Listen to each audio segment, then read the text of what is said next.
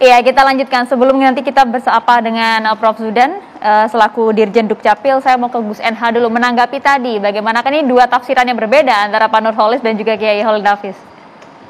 Iya, terima kasih. Ini kan perdebatan lama ya, bukan hal yang baru. Kalau sekarang menjadi ramai ini karena kita berada di peradaban digital. Bagaimana transformasi informasi itu begitu cepat begitu. Kalau tadi Mas Nurholis menyebut sudah 25 tahun yang lalu, bahkan perdebatan di kitab-kitab fikih misalnya itu sudah ratusan bahkan ribuan tahun yang lalu. Saya melihat bahwa apa yang kita bicarakan pada perdebatan nikah beda agama itu harus berangkat dari dua fakta. Yang pertama adalah fakta bahwa ada memang perbedaan pendapat di kalangan ulama. Dan sepertinya tadi Kiai Khalil Nafis juga sudah menyampaikan itu. Ada perbedaan pandangan yang menyatakan menyetujui, ada yang tidak menyetujui. Lalu kemudian majelis ulama misalnya mengambil bagian dari pendapat yang tidak menyetujui atau Kalau kemudian Anda, dikatakan haram misalnya gitu. Sebentar, belum sampai ke pandangan saya. Bisa langsung poinnya, Gus. Nah, saya melihatnya begini, karena ini menjadi penting. Ini fakta pertama dulu, bahwa ada fakta perbedaan pendapat di kalangan ulama. Itu yang pertama.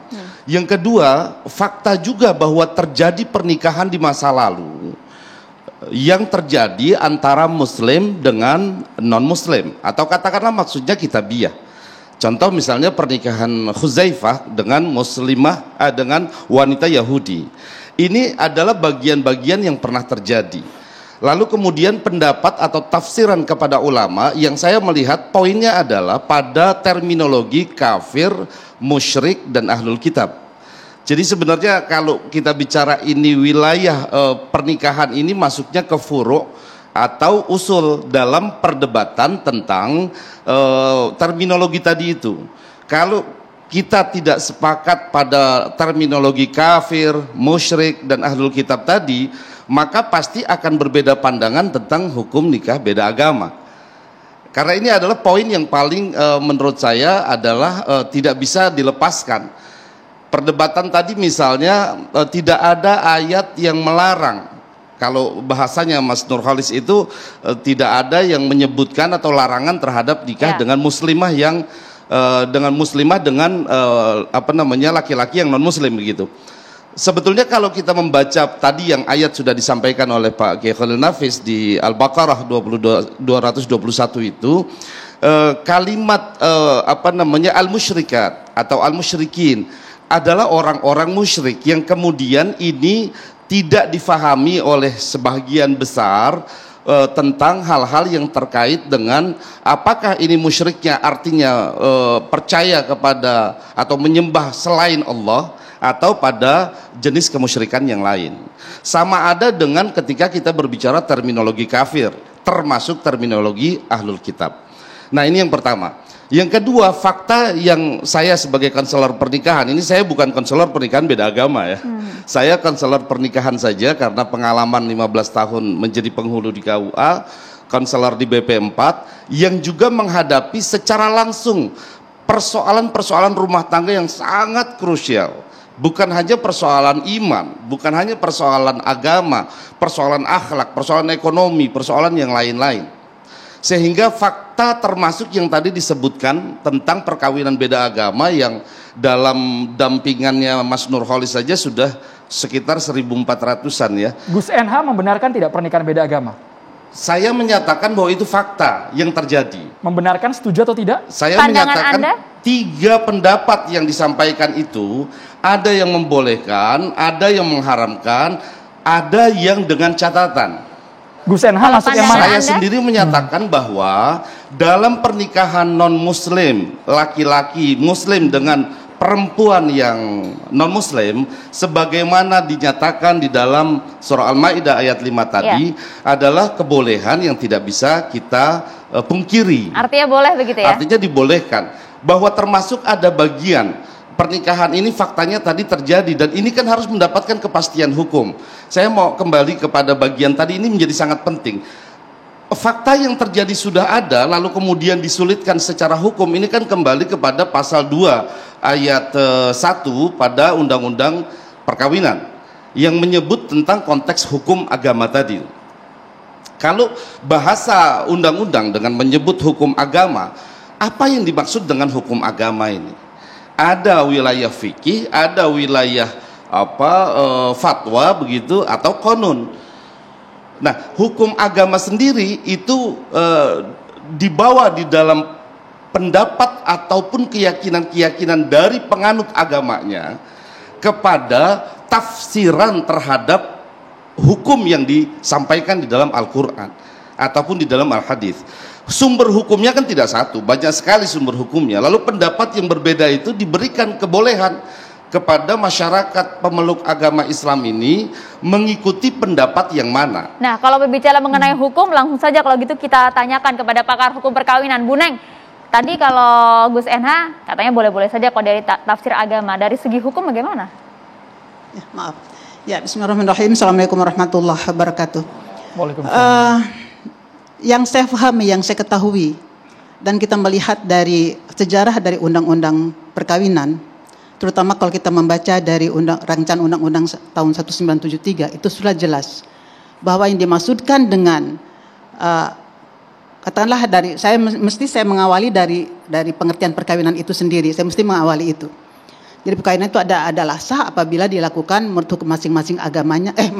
Perkawinan itu adalah ikatan lahir batin antara seorang pria dengan seorang wanita untuk membentuk rumah tangga yang bahagia dan kekal berdasarkan ketuhanan yang Maha Esa. Berdasarkan ketuhanan yang Maha Esa itu, kalau kita melihat dari Undang-Undang Dasar 1945, itu ada dalam bab 11. Itu bab agama. Nah, hal ini berarti perkawinan itu adalah berdasarkan agama. Nah, kemudian apa itu perkawinan yang sah? Berulang saya sampaikan juga waktu saya juga dengan Pak Nurholis beberapa hari yang lalu bersama-sama dengan beliau. Saya sampaikan pasal 2 ayat 1 yang dirumuskan sedemikian rupa oleh para wakil rakyat di DPR RI ketika itu. Tidak mudah untuk supaya bagaimana cara membuat undang-undang perkawinan. Kalau kita melihat sejarahnya, dirumuskan dan disepakati. Perkawinan yang sah adalah perkawinan yang dilakukan apabila menurut hukum masing-masing agamanya dan kepercayaannya. Itu perkawinan yang sah. Nah, karena itu, kalau untuk orang Islam, berarti kemana tuh mengacunya? Mengacunya, kalau menurut Prof. Hadzairin, itu memang tidak cukup di undang-undang perkawinan. Harus ada lanjutannya. Lanjutannya kemana? Nah, kebetulan Prof. Hadzairin meninggal tahun 75, dan KHI itu pada tahun 91. Nah, di situ dijelaskan apa itu perkawinan yang sah. Itu juga ada di dalam pasal 4, mengacunya ke pasal 2 ayat 1 Undang-Undang Perkawinan. Nah, kemudian untuk perkawinan yang sah itu bagaimana? Ada rukun dan ada syarat. Nah, rukun syarat itu memang rukun tidak ada itu di dalam Undang-Undang Perkawinan. Adanya di mana? Kan kita kan negara hukum. Pasal 1 ayat 3 Undang-Undang Dasar 1945 kita adalah negara kita dan negara hukum.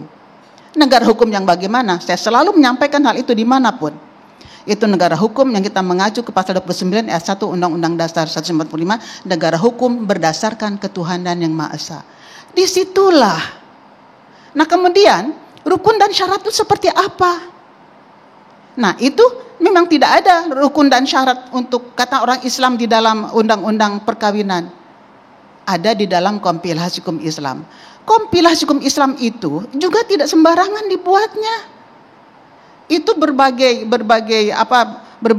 upaya yang dilakukan, mengadakan studi perbandingan dan sebagainya. Itu udah hasil dari katakan ulama Indonesia ya Pak Kiai, hasil ulama Indonesia lah seperti kompilasi hukum Islam itu berdasarkan instruksi Presiden nomor 1 tahun 91. Rukunnya itu dalam pasal 14 kompilasi hukum Islam. Apa itu diantaranya? Ya seperti yang sudah kita ketahui, pasti Bapak Kiai Nurul juga, Ibu juga mengetahui. Ada calon mempelai laki-laki, calon mempelai perempuan, ada wali nikah, ada 2 orang saksi, kalau di Indonesia harus laki-laki, dan ada ijab qabul. Kan begitu. Nah, untuk calon mempelai laki-laki dan perempuan itu juga di dalam KHI itu ada syaratnya. Apa syaratnya diantaranya? Tidak boleh melanggar bab 5 dari KHI. Bab 5 KHI itu apa? Tentang larangan perkawinan. Nah, seperti itu. Di antaranya apa larangan perkawinan selain karena adanya larangan hubungan darah, hubungan semenda, hubungan sesusuan. Lalu ada di antaranya dalam pasal 40 huruf C ditentukan dalam kalimat saya bahwa laki-laki Islam tidak boleh menikah dengan wanita bukan Islam. Pasal 44 ditentukan bahwa wanita Islam dilarang menikah dengan laki-laki Islam. Nah, hal ini juga tidak sembarangan juga tentunya. Kita sudah mengetahui bersamalah hal itu, walaupun mungkin kita ada dalam undang-undang shadow ya tentang pasal 16 kalau tidak salah ada. Tapi kita kepatuhan terhadap undang-undang itu, kita juga apakah kita bersalah kalau kita mematuhi hukum agama kita? Apa kita berdosa? Seperti yang tadi disampaikan oleh Pak Kiai Khalil. Kalau misalkan perkawinan beda agama sudah jelas, itu adalah maaf berjuta maaf, tidak bermaksud menyinggung siapapun, adalah tidak sah. Mengapa masih dilakukan, Bu Nen? Nah, itulah. Katakanlah tadi Pak Nurholis menyampaikan itu kan di kantor catatan sipil dicatatkannya. Juga termasuk berarti orang Islam. Nah, dengan begitu berarti yang berlaku di kantor catatan sipil kemana kalau ada penyelesaian? Ke pengadilan negeri. Kalau pengadilan negeri apa yang berlaku di situ? Bukan hukum Islam. Kalau menyelesaikan kasus-kasus tentang terkait dengan perkawinan, perceraian dan sebagainya, berarti bukan hukum Islam. Berarti apa itu? Berarti tidak menerapkan hukum Islam, syariah Islam bagi orang Islam. Artinya kalau hukum agama kemudian melarang, itu sama halnya juga dengan hukum negara. Dalam hal ini menurut saya perlu ada penjelasan, Ibu. Jadi begini, jadi menurut saya di dalam ini hukum agama itu sudah diakomodir oleh undang-undang, ini peraturan perundang-undangan. Nah, dalam hal ini saya kembali ke pengadilan dulu. Apakah KHI itu masuk dalam hukum positif atau tidak? Yang mana, Pak? Kompilasi hukum Islam. Nah, sekarang kita melihat, Pak. Dulu sebelum ada undang-undang nomor 12 tahun 2011 kalau tidak salah tentang pembentukan peraturan undangan. Dulu instruksi presiden itu adalah merupakan salah satu hierarki dari peraturan perundang-undangan. Mungkin Bapak akan bertanya, itu kan pedoman. Bapak dalam realita sekarang ini, kita kalau melihat dari Mahkamah Agung bagaimana itu perkembangan dari hukum yang tercantum di dalam KHI, buku 1, buku 2, begitu dahsyat dan selalu digunakan oleh masyarakat untuk apa? Untuk menyelesaikan kasus-kasus perkawinannya atau kewarisannya Ada satu atau contoh perceraiannya. sebentar, saya butuh jawaban betul. Seperti nikah siri misalnya. Kalau mengacu kepada undang-undang perkawinan, maka nikah yang tidak tercatat itu disebutnya tidak sah. Kalau mengacu kepada Tidak, Pak. Tidak demikian, Pak. Itu juga tidak dinyatakan Tidak demikian. sah. Pencatatan perkawinan itu, Pak, kita lihat pasal 2 ayat 1. Perkawinan adalah sah apabila dilakukan menurut hukum masing-masing agamanya dan kepercayaannya itu. Pasal 2 ayat 2, tiap-tiap perkawinan dicatat menurut peraturan perundang-undangan yang berlaku. Apa yang dicatat? Perkawinan yang sah. Nah, hal itu berarti pencatatan perkawinan itu tidak menentukan sah dan tidak sahnya perkawinan. Ya, artinya kalau dalam ada hal orang ini, yang menikah bukan berarti, siri, maaf, saya bukan tidak berarti dicatatkan, berarti dia kan melanggar undang-undang kan?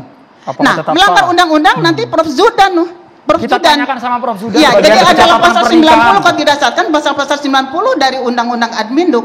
Baik, Ibu Nah, dalam hal Neng, ini nanti langsung ditanggapi Prof. saya Zudan. belum selesai. Baik, singkat saja Tentang sebelum kita peradilan closing. ini. Kalau ke peradilan negeri, ke pengadilan negeri berarti bukan hukum Islam yang berlaku. Sedangkan negara itu dijamin loh untuk orang Islam untuk menjalankan ibadah. Perkawinan itu merupakan ibadah. Oke. Di antaranya semua peraturan-peraturan terkait dengan perkawinan, kewarisan itu adalah merupakan ibadah.